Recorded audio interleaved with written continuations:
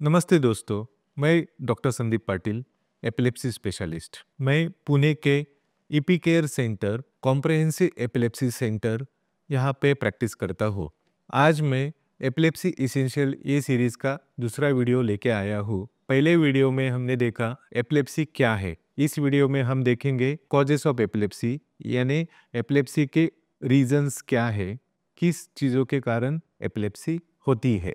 Video शुरू करने के पहले मैं आपको रिक्वेस्ट करता हूँ कि आप हमारे चैनल को सब्सक्राइब करें और बेल आइकॉन को क्लिक करें। तो आज हम देखेंगे causes of epilepsy. Causes of epilepsy मैं आपको एज के हिसाब से बताता हूँ। ओके, सो मैंने लास्ट वीडियो में आपको बताया था कि एपिलेप्सी चाइल्डहुड यानी बच्चों को होती है, एडल्ट्स यानी युवा को होती है, और एल्डरली यानी बूढ़ों को भी होती है। तो इन सब एज ग्रुप में एपिलेप्सी के रीजंस और कॉजेस डिफरेंट रहते हैं।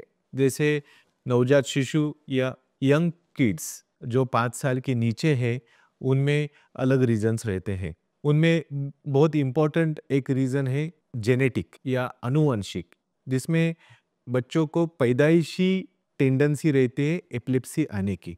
उनके जीन्स में थोड़ा बहुत चेंजेस होने के कारण ब्रेन का फंक्शनिंग या ब्रेन का स्ट्रक्चर चेंज होता है, उसके कारण दौरे बार बार आते हैं। ये बीमारी में कभी कभी बच्चों के डेवलपमेंट में भी असर होता है। दूसरा इम्पोर्टेंट एक रीज़न रहता है जिसमें ब्रेन को डैमेज होता है जब ऑक्सीजन कम जाता है, शुगर कम जाता है, या कुछ ब्रेन को इंजरी होता है इन्फेक्शन के कारण। तो इसमें भी बच्चों को बार बार दौरे आते हैं। तीसरा इम्पोर्टेंट रीज़न ये है कि जिसमें ब्रेन में कुछ बनावट में खोट आती है।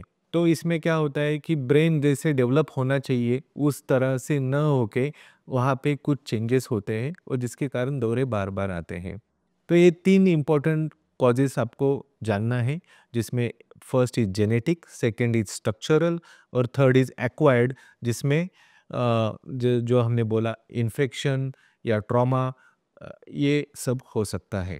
आगे जाके हम देखते हैं कि जो बच्चे 5 साल के ऊपर रहते हैं up to 16 years of age, okay, so ये एज ग्रुप में हम एक इम्पॉर्टेंट कॉज देखते हैं जिसको हम बोलते हैं self limiting epilepsy. Self limiting epilepsy का मतलब आपको अगर मैं बताना चाहूँ तो जिसमें फिट्स एक उम्र में आती है और वो कुछ सालों के बाद चली जाती है, जिस पे ब्रेन के फंक्शनिंग में कुछ इम्पैक्ट नहीं होता है। लेकिन जब तक फिट्स रहती है तब तक हमें वो पेशेंट और वो बच्चे की केयर करना पड़ता है।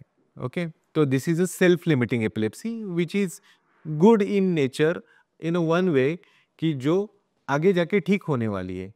ओके, तो हमें वो एंजाइटी नहीं रहेगी कि मुझे ज़िंदगी भर दवाई लेनी पड़ेगी या नहीं लेनी पड़ेगी। देन ऑब्वियसली जो जेनेटिक हमने बात की वो भी ए एज ग्रुप में होता है।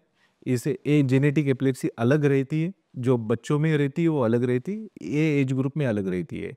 और स्ट्रक्चरल और एक्वायर्ड कॉजेस, स्ट्रक्चरल बोले तो बनावट की खोट दिमाग में, और एक्वायर्ड बोले तो जिसके कारण ब्रेन को इंजरी हुआ, वो भी एज ग्रुप में दिखती है। आगे जाके एडल्ट्स में या एल्डरलीज में बहुत बार जो एपिलेप्सी आती है उसमें जेनेटिक का कारण कम हो जाता है और मोर ऑफ स्ट्रक्चरल एपिलेप्सी रह जाती है, जिसको ब्रेन को किसी चीज़ के कारण इंजरी हो जाए तो उसके कारण फिट्स आते या दौरे आते। तो ये रीजंस जानना बहुत ज़रूरी है। क्यों? क्योंकि अगर हम रीज़न जानेंगे तो हमें पता चलेगा कि उसका ट्रीटमेंट कैसे करें और आगे जाके ये जो बीमारी है वो ठीक होने वाली है या नहीं होने वाली है। तो अगर आप मिर्गी के रुग्ण हो या आपके परिवार में कोई मिर्गी का पेशेंट है, तो आपको ये जानना है, आपके डॉक्टर से पूछना है कि ये पेशेंट को किस रीज़न के कारण मिर्गी आ रही है।